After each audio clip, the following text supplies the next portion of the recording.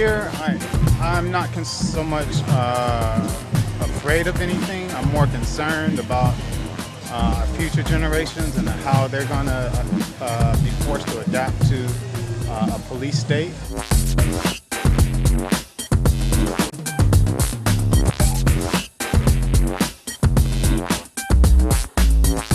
Freedom and fear are at war.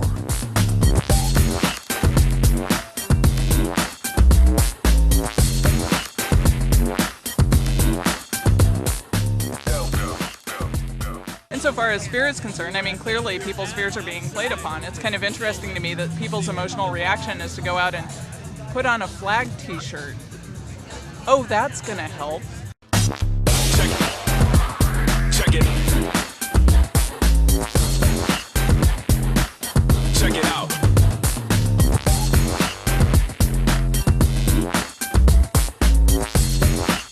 The Pentagon's functioning.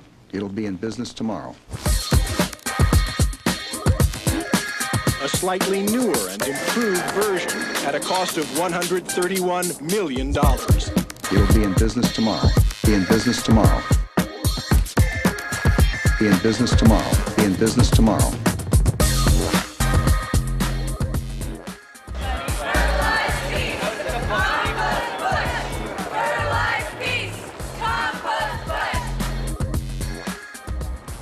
You know, we have seen this now.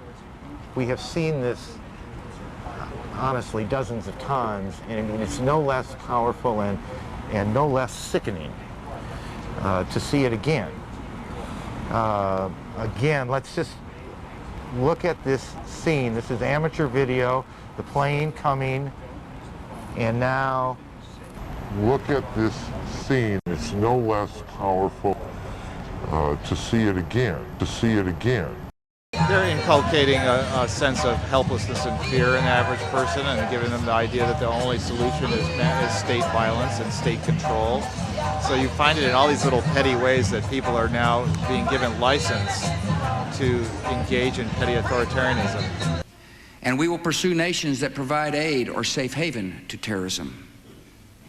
Every nation in every region now has a decision to make.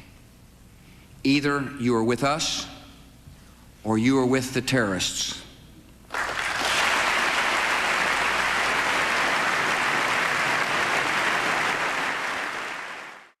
I think the thing that's interesting for me is how the media is framing stuff, and then how I hear kind of KPFA talking about, like, you know, on the media they're all about, oh, see, we're dropping food on the poor people, refugees from Afghanistan, and then I heard that there was some sort of question as to whether or not there were going to be leaflets dropped with the food, or whether there were going to be bombs dropped, and which would be dropped first. And so it's one of those things that's like, well, where are we getting the information that's being handed us right now? Check it out.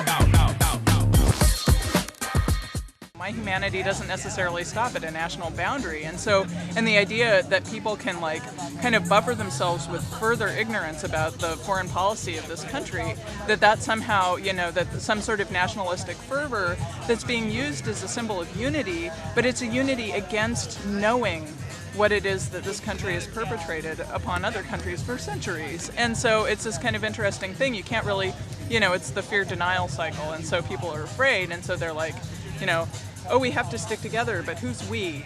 You know, the people who run the country, the we hasn't been a national boundary for a really long time.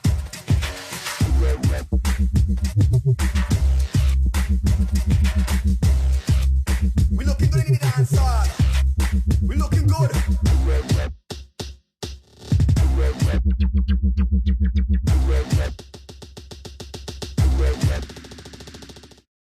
One way or another, it makes you uncomfortable. You know, it doesn't make, I don't know anybody that feels more secure when they're under more control and more surveillance. But the rhetoric is that that's going to make us more secure. So it's as usual, the state's behavior is always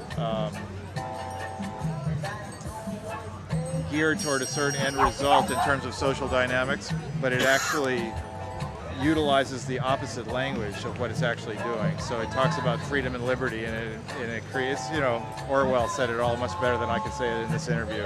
War is peace and freedom is slavery. And now we're in that world. War, it's a permanent war. The enemy is East Asia, and what's his name? Emmanuel Goldstein is on TV every night under the name of Bin Laden. So the Orwellian future is upon us, and it's not the future, it's the present.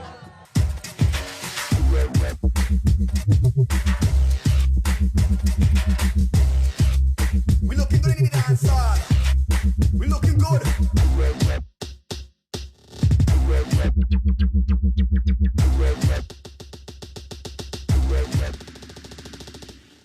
What do you think our tactics should be now that where we are now these days? Be flexible. Dropping bombs. Be flexible. Adapt. The rhetoric and the propaganda is going to keep changing, and it's going to make you doubt yourself. So you got to be flexible, and most of all, don't give up. We just can't give up. So don't give up. Check it out.